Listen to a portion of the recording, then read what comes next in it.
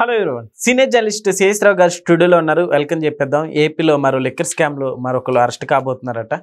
Hello sir. Hello sir, ఇప్పుడు జోగి రమేష్ గారు కూడా arrest అవుతారంటారా?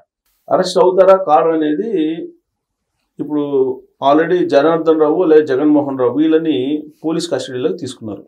ఇవాళ వాళ్ళు ఇచ్చేటువంటి ఇన్ఫర్మేషన్ బట్టి ఆధారపడి ఉంటుంది. నెల్లూరు జైల్లో ఉన్నటువంటి వాళ్ళిద్దరిని పోలీసులు కస్టడీలో తీసుకొని విజయవాడ తీసుకొస్తున్నారు.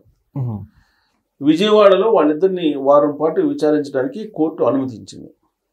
జనార్దన్ రావు జగన్మోహన్ రావు ఇద్దరు ఇచ్చేటువంటి సమాచారం ఇప్పుడున్నటువంటి దానికంటే కూడా ఉంటే అసలు జోగి రమేష్తో పాటు ఇంకా ఎవరున్నారు అనేది కూడా తేలబోతుంది. ఇప్పటి వరకు ప్రాథమికంగా బయటపడింది ఏంటి? జనార్దన్ రావు అలాగే జగన్మోహన్ రావు వీళ్ళు కలిసి A1 A2 ఇద్దరు కలిసి నకిలీ మద్యాన్ని తయారు చేసి దాన్ని అమ్ముతున్నారు అనేది బయటపడింది. ఎక్కడ అమ్ముతున్నారు? షాపుల ద్వారా అమ్ముతున్నారు. వాళ్ళకి ఆల్రెడీ ఇబ్రహీంపట్నం దగ్గర ఒక షాప్ ఉంది. ఆ షాపులతో పాటు మరికొందరి షాపుల దగ్గర ఒక నెట్వర్క్ని ఏర్పాటు చేసుకొని వీళ్ళు అమ్ముతున్నారు అనేది ఇన్ఫర్మేషన్. ఇప్పుడు ఆంధ్రప్రదేశ్ పోలీసులు అలాగే ఎక్సైజ్ పోలీసులు సంయుక్తంగా విచారిస్తున్నారు వాళ్ళిద్దరిని. జగన్మోహన్ రెడ్డి గారి ప్రెస్ మీట్ పెట్టి ఏమంటున్నారు? జోగి రమేష్ గారి ప్రమేయమే లేదు, జోగి రమేష్ గారి ప్రమేయం ఉందని చెప్పేసి వీళ్ళు కావాలని చెప్తున్నారు. అసలు అతనెవరో జనార్దన్ రావు ఎవరో కూడా జోగి రమేష్కి తెలియదు, నాకు తెలియదు అని చెప్పి జోగి రమేష్ చెబుతుంటే తెలుసు అని చెప్పి జనార్దన్ రావు చేత వీళ్ళే ఒక వీడియో తయారు చేయించి తెలుగుదేశం పార్టీ వాళ్ళు జోగి రమేష్ మీద వేస్తున్నారు అని చెప్పి ప్రెస్ మీట్లో ఆయన చెప్పారు. దానికి ఎవిడెన్స్గా వాట్సాప్ చాట్లు పెడుతున్నారు. వాట్సాప్ చాట్లు బయట పెట్టినంత మాత్రాన ఫేక్ వాట్సాప్ చాట్లు అని చెప్పి జగన్మోహన్ రెడ్డి గారు చెప్తూ ఉన్నారు ప్రెస్ మీట్లో. చెప్తూ అక్కడ తమ్మలపల్లి దగ్గర కాదు, ములకల చెరువు దగ్గరే కాదు, ఆల్రెడీ ఇబ్రహీంపట్నం ములకలపల్లి ఈ రెండు దగ్గర బయటపడ్డాయి. ఇవే కాదు, రాష్ట్రంలో 15 చోట్ల నకిలీ మద్యం తయారు చేస్తున్నారు, ఇది ఒక పెద్ద నెట్వర్క్ అని చెప్పి ఆయన నిన్న ప్రెస్ మీట్లో జగన్మోహన్ రెడ్డి గారు బయటపెట్టారు. ఈ మొత్తం నెట్వర్క్కి రాష్ట్రంలో వివిధ ప్రాంతాల్లో నకిలీ మద్యం తయారు చేసేటువంటి సెంటర్స్కి తెలుగుదేశం పార్టీకి లింకు పెడుతూ మాట్లాడారు ఆయన. తెలుగుదేశం పార్టీకి సంబంధించినటువంటి వాళ్ళ ప్రమేయం ఉంది, అందుకే ఇవన్నీ చేస్తున్నారు అనేది. అయితే తెలుగుదేశం పార్టీని బదనాం చేస్తూ కూటమి ప్రభుత్వాన్ని బదనాం చేస్తూ మాట్లాడారు ఆయన. ఎప్పటి నుంచి ఇది జరుగుతుందంటే జగన్మోహన్ రెడ్డి గారు అధికారంలో ఉన్నప్పటి నుంచి జరుగుతుందని చెప్పి చెబుతున్నారు. ఇదంతా కూడా బట్టగాల్చి ముఖం మీద వేయటమేను అనే యాంగిల్లో ఆయన మాట్లాడాడు. అయితే చంద్రబాబు నాయుడు గారు కానీ లేదంటే కూటమి నేతలు కానీ ఏం చెప్తున్నారు? నకిలీ మద్యం విషయంలో ఎవరు ఇన్వాల్వ్మెంట్ ఉన్నా టాలరేట్ చేయొద్దు, చట్ట ప్రకారం వాళ్ళని శిక్షించండి అని చెప్పి చెప్తున్నారు.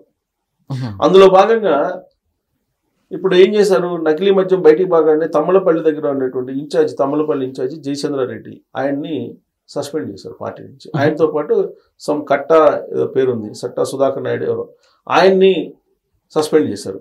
అయితే ఇప్పుడు జగన్మోహన్ రెడ్డి గారు చెప్పేది ఏంది? సస్పెండ్ చేయడం కాదు, వాళ్ళని అరెస్ట్ చేయాలి కదా అని అంటాడు. ఇప్పుడు జనార్దన్ రావు ఏం చెప్తున్నారు? తెలుగుదేశం పార్టీ వాళ్ళ ప్రమేయమే లేదు, అసలు వాళ్ళ ప్రమేయమే లేదు అని ఒక వీడియోనే పెట్టాడు. ఎక్కడి నుంచి? ఆస్ట్రేలియా నుంచి ఒక వీడియోనే పెట్టి వాళ్ళ ప్రమేయం లేదు, జోగి రమేష్ నకిలీ మద్యం సరఫరా చేయండి అని చెప్తేనే నేను చేస్తున్నాను, నకిలీ మద్యాన్ని తయారు చేయమంటే నేను చేస్తున్నానని చెప్పి చెప్పారు. ఎవరు? ఆయన ఎవరు? జనార్దన్ రావు ఆస్ట్రేలియా నుంచి ఒక వీడియో రిలీజ్ చేశాడు. ఆ తర్వాత 2 రోజులకి ఆయనే వచ్చాడు. ఆయనే వచ్చి పోలీసుల దగ్గర లొంగిపోయి అసలు విషయం చెప్తే దాన్ని కోర్టులో ఆయన్ని అరెస్ట్ చేసి కోర్టులో సబ్మిట్ చేసి రిమాండ్కి పంపించారు. రిమాండ్లో నెల్లూరు జిల్లా జైల్లో ఉంటే ఆయన్ని ఇప్పుడు పోలీస్ కస్టడీకి తీసుకున్నారు కోర్టు అనుమతితోటి. వాళ్ళిద్దరిని విచారిస్తున్నారు. ఇప్పుడు వాళ్ళిద్దరిని విచారిస్తున్నటువంటి క్రమంలో అసలు ఎక్కడెక్కడ నకిలీ మద్యాన్ని తయారు చేస్తున్నారు అనేది వాళ్ళు బయట పెట్టాలి. ఇప్పుడు జగన్మోహన్ రెడ్డి గారు 15 సెంటర్స్లో బయట పెట్టారు నిన్న. బహుశా ఈరోజు విచారణలో వీళ్ళిద్దరూ బయట పెడతారని ముందే ఆయన బయట పెట్టారు అనేది తెలుగుదేశం పార్టీ వాళ్ళు అనుమానిస్తున్నారు. ఎందుకు? అసలు ఆ సెంటర్లన్నీ ఉన్నాయి అనేది ఇప్పటివరకు ఎక్కడ మీడియాలో రాలా. జగన్మోహన్ రెడ్డి గారు ప్రెస్ మీట్ పెట్టి పలానా సెంటర్లో నకిలీ మద్యం తయారు అవుతుంది, బెల్ట్ షాపుల ద్వారా దీన్ని సరఫరా చేస్తున్నారు, అలాగే కొన్ని షాపుల ద్వారా అమ్ముతున్నారు అనేది సంగతి జగన్మోహన్ రెడ్డి గారు చెప్పేంత వరకు ఒక మొలకలపల్లి అలాగే ఇబ్రహీంపట్నం తప్ప మిగతా చోట్ల ఇలా చేస్తున్నారు అనేది ఎవరికి పెద్దగా అవగాహన లేదు. కానీ జగన్మోహన్ రెడ్డి గారు వచ్చి 10-15 సెంటర్లు పేర్లు బయట పెట్టేశాడు. అసలు విచారణలో వీళ్ళిద్దరూ ఆ 10-15 సెంటర్ల గురించి చెప్తారేమో అని చెప్పి ముందే బయట పెట్టారా ఆయన అనేటువంటి అనుమానం తెలుగుదేశం పార్టీలో ఉంది. సరే, జగన్మోహన్ రెడ్డి గారు ప్రెస్ మీట్లో ఏం చెప్పినా ఏం చెప్పకపోయినా ఆన్ రికార్డ్ కోర్టు అనుమతితోటి వీళ్ళిద్దరిని తీసుకొచ్చి విచారిస్తున్నారు కాబట్టి వీళ్ళిద్దరు ఏం చెప్తారు అనేది ఇప్పుడు ఆసక్తికరంగా మారింది.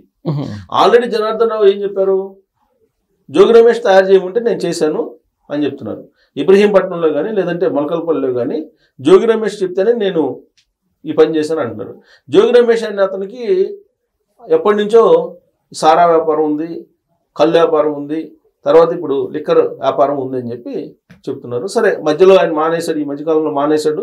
ఆ వ్యాపారాన్ని ఇప్పుడు జనార్దన్ రావుకి ఇచ్చారని కూడా చెబుతున్నారు. జనార్దన్ రావు అలాగే జోగి రమేష్ ఇద్దరు పూర్వకాలం నుంచి స్నేహితులు, చదువుకున్న రోజుల నుంచి అని చెప్పి చెప్తూ ఉన్నారు.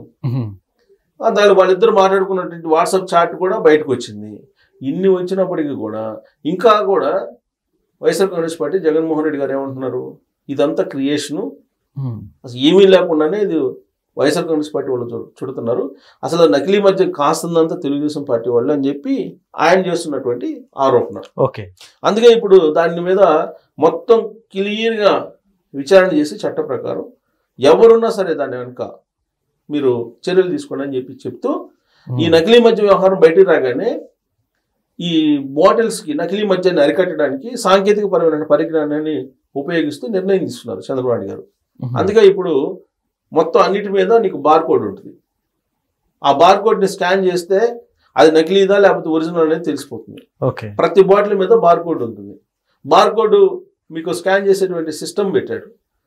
సో కాబట్టి నకిలీ మద్యం అనేది బయట మార్కెట్లో దొరకడానికి అవకాశం లేదు. మరి నిజంగా తెలుగుదేశం పార్టీ వాళ్ళు నకిలీ మద్యాన్ని తయారు చేసి అమ్ముకునేటువంటి పరిస్థితి ఉంటే ఇంత సాంకేతిక పరిజ్ఞానం ఉపయోగించి నకిలీని అసలు కంప్లీట్గా లేకుండా చేయాలనేటువంటి ఆలోచన ఎందుకు చేస్తారు? చేయరు కదా.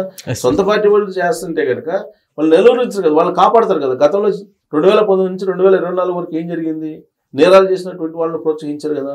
డోర్ డెలివరీ చేసినటువంటి వాళ్ళని పక్కన కూర్చోబెట్టుకొని మాట్లాడారు కదా, ప్రోత్సహించారు కదా. చంద్రబాబు గారు ఇంటి మీద కర్రలు తీసుకొని పోయినటువంటి జోగి రమేష్కి మంత్రి పదవి ఇచ్చారు కదా. అంటే ఎవరైతే నేర ప్రవృత్తి నేరాలు చేసినటువంటి వాళ్ళు ఉంటారో వాళ్ళకి రాజకీయంగా ప్రాధాన్యత ఇచ్చేలాగా జగన్మోహన్ రెడ్డి గారు గతంలో వ్యవహరించారనేది కొన్ని సంఘటనల ద్వారా మనకు అర్థమవుతుంది. కానీ ఇప్పుడున్నటువంటి ప్రభుత్వం ఎవరైనా సరే సొంత పార్టీలో ఉండేటువంటి వాళ్ళైనా సరే నేరాలకు పాల్పడితే కనుక ఖచ్చితంగా వాళ్ళ మీద చర్యలు ఉంటున్నాయి. అసలు నేరాలకు పాల్పడకుండా ఉంటేనే కొన్ని సందర్భాల్లో సొంత పార్టీ వాళ్ళకి అన్యాయం జరుగుతుందని చెప్పి గగ్గోలు పెడుతున్నారు అసలు పార్టీలోనే. ఇప్పటికి కూడా 30% వైఎస్ఆర్ కాంగ్రెస్ పార్టీ వాళ్ళు ప్రభుత్వంలో కీ రోల్ పోషిస్తున్నారు. వాళ్ళ కారణంగా చెడ్డ పేరు వస్తుందని చెప్పి చెబుతున్నారు. చంద్రబాబు నాయుడు గారు మహానాయుడు చెప్పారు కదా, కోర్టులో ఉన్నారు వైఎస్ఆర్ కాంగ్రెస్ పార్టీ వాళ్ళు తెలుగుదేశం పార్టీలో అని. సో ఇప్పుడు ఈ విచారణ పూర్తయితే ఈ విచారణలో వచ్చే సమాచారం ప్రకారం జోగి రమేష్ అరెస్ట్ కాదనేది స్పష్టత వస్తుంది. Okay sir, thank you.